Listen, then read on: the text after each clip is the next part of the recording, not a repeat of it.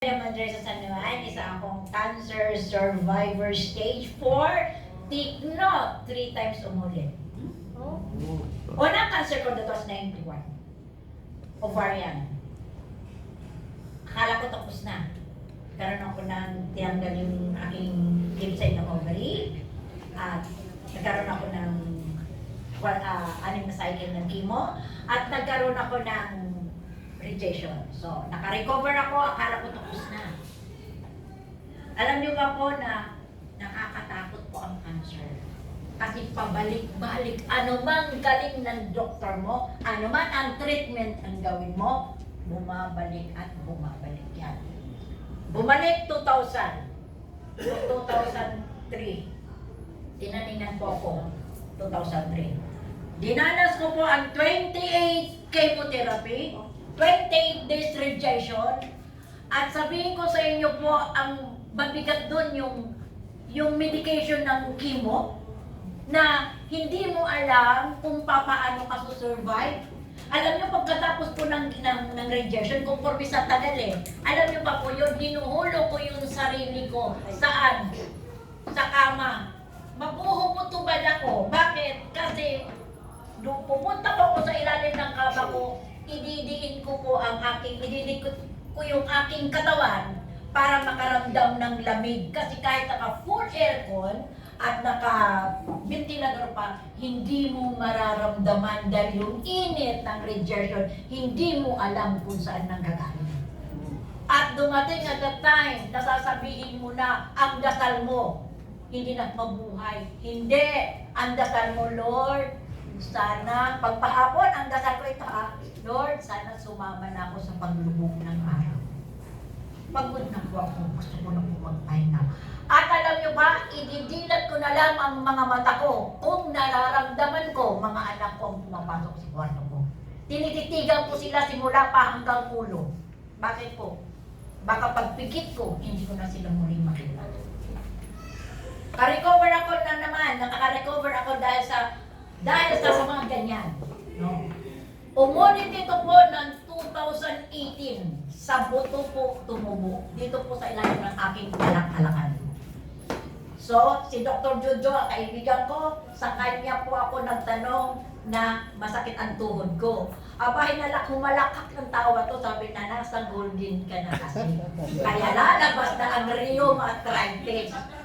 Siya nagbigay sa akin ng Colisicin. O, resita, binili ko, naubos si Colisicin, lumalaki pa rin ang tuhod ko at yung aking bukol. Ngayon, nagpa-check up po ako. So, nagpunta ko sa Chinese General Hospital, nakita ko ng aking physician, ang sabi sa akin, punta ka sa Hong Kong. Eh, bakit Hong Kong? Expert sila dyan. So, pagdating po ng Hong Kong, alam mo sabihin po sa inyo, no? Natapos nila po ang pag-ano sa akin, sabi niya, Ophel, hindi arthritis, hindi rheuma, cancer siya po ito. So, sabi ko, anong gagawin? Eh ano pa, para kang bago. Para kang ng pusa Chemo. Diyos ko po, parang dadanasin ko na lang yun. Sobrang hirap. At ito pa, meron daw bagong procedure bago pumunta kami ng chemo. Ano yun? Puputulin yung hita ko kalahati. Kasi daw, alam nyo ba at the time, hinimatay po ako. Naipaspasan pa ako, siguro may in-inject sa akin na pampakalma. Nung nagising ako, sabi ng doktora, Ophel, pwede ka na ba makausap? Sabi ko, dahil kalmado ako, sabi ko, Dok, wala bang iba? Wala. Explain ko, bakit kailang putulin yung hita mo? Yung puto mo, magbubutas-butas. Kaunting mali mo dyan, mababasag yan. Mas lalo kang hirap at mas mabilis ang pagkapang nun. Alam niyo po, hindi ko sinabi na hindi ako magpapakimo, hindi ko sinabi hindi ako magpapaputol. Ang sabi ko na lang, pag-uusapan namin mag-iina. Dahil patay na yung husband ko, sabi ko gano'n. Ang chemo, para sabihin ko sa inyo ng medication, alam niyo, para sabihin ko po sa inyo, aabos ang pera dyan. Alam niyo ba po ang nangyari sa akin? Nung binigyan ako ng morphine, sabi ko, Dok, bigyan niyo muna ako ng pain reliever. Alam ng doktor ko na hindi na ako tinatablan ng kahit ano. dosage na natanggap ko na sa mga medication ko. Alam mo ba, ang nangyari po doon, yung nasa Grab po ako pauwi, nasa taxi ako ng Grab. Inisip ko, sabi ko, nung namatay kasi yung husband ko, patay na husband ko, kalating milyon pa yung utang ko. Patay na husband ko, naguhulog pa ako sa hospital. Alam mo, sabi ko na nag-decide ako, binili ko po yung resita sa akin, morphine. Binili ko po yung morphine at saka binili ko po yung paracetamol kasi nilalagnat ka sa gabi. At pagdating po ng bahay, alam niyo nangyari? Sabi ko ng ganyan sa anak ko, nag-decide ako to decline all my medication and keep silent, ready to die. Pagdating po sa bahay, sabi ko ng ganyan, na ayusin natin yung kama ko, binaba ko na. Dahil alam ko na hindi na ako makakalakad. So dumating po na hindi na ako nakalakad.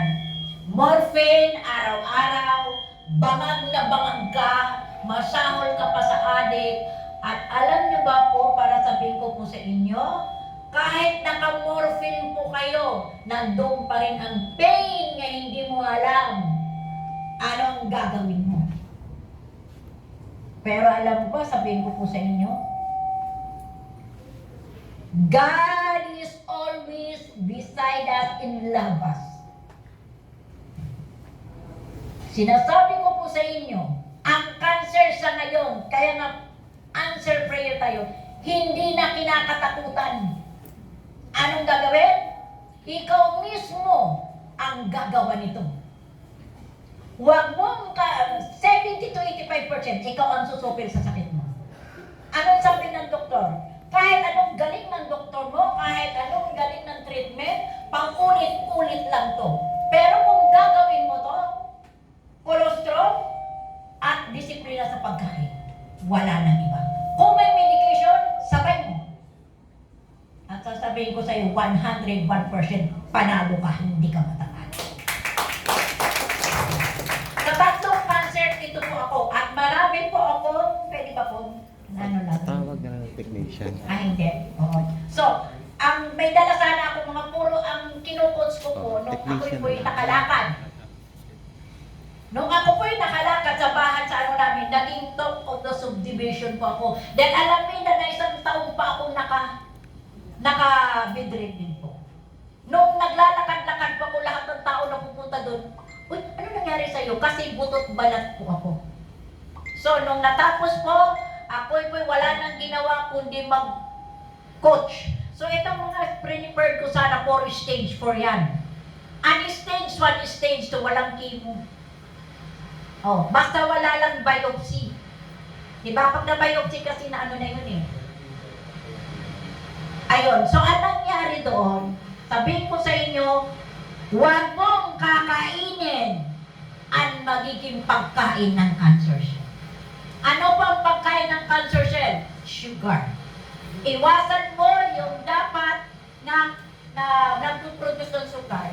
Marami tayong kinakain na hindi matamis, pero pag tunog ito, sugar. Number 1, rice. Black rice na, organic rice yan. Anong klaseng rice yan? Rice pa rin po yun. Number 2, lahat ng gawa sa harina. Diba po? Pati biscuit, pati tinapay.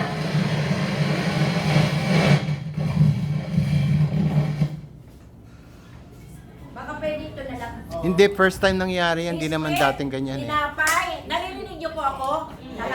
Biscuit, tinapay, kung anong klaseng tinapay, bawal po. Yon. Number 3, lahat ng prutas, maliban sa avocado. Ang prutas mo, nature candy yan. No. Alam mo, pag kumain po kayo ng isang saging, pag naubos yun, lalo na isang galing Davao, kalahating kutsarita po yun. Diba? Sabi to. Ano pa po?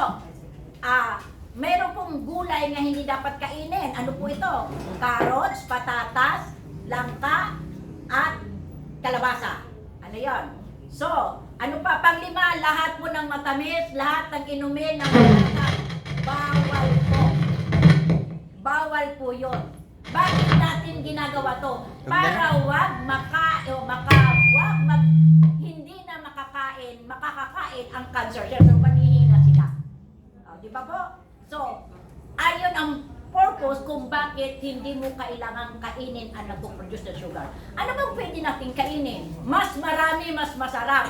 Kainin mo lahat ng klaseng karne, chicken, fish, basta lahat ng meat. Ang itlog unlimited. Huwag kayong matakot sa taba, kahit 1 kilo lechon. Why? Ang taba, pag ito nakain mo, basta wala kang carbohydrates, mako-convert lang po to sa energy. Yan ang po ang totoo. Yan. Kahit ang sabihin ko po sa inyo lang, lahat yan, bakit? Ang meat, pag natunaw, protein kailangan ng ating laman at buto. Diba? Laman at yan. So yan ang ngayon.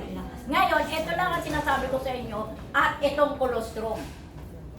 Sabihin nyo ko po sa inyo, colostrum at disiplina sa pagkain, 101%. Kung umandar lang yan, nandyan po, puro stage 4 yan.